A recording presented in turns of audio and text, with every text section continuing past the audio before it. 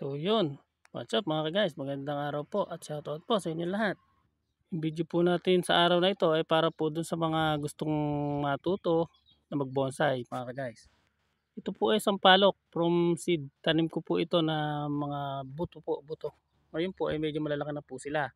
Ngayon iriripat na po natin, pag hiwala-hiwalayin po natin sila ng taniman para po mas makalaki sila ng maayos.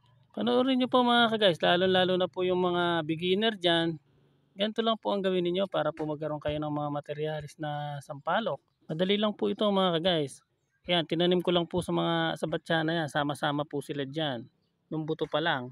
Ayan, ngayon po, malaki na po. Pwede na pong paghiwa-hiwalayin. Lalagay na po natin sila ayan, sa kanya-kanyang taniman. Kahit po dyan sa mineral lang na yan. Yan lang po pinaka-training pot niya muna habang nagpapalaki pa siya.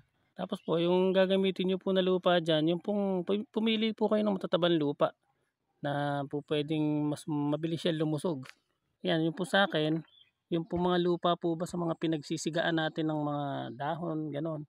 Tsaka po may halo po siya na cow manure mga guys. Dahil po buhay na po iyang materialis na yan eh. Yan, ngayon nga po, pagka po nailipat na po natin, siyempre po magagalaw po yung ugat niyan.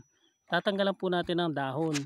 Kasi po madidehydrate po yan mga guys pag hindi nyo inalisan ng dahon po pwede pong mamatay.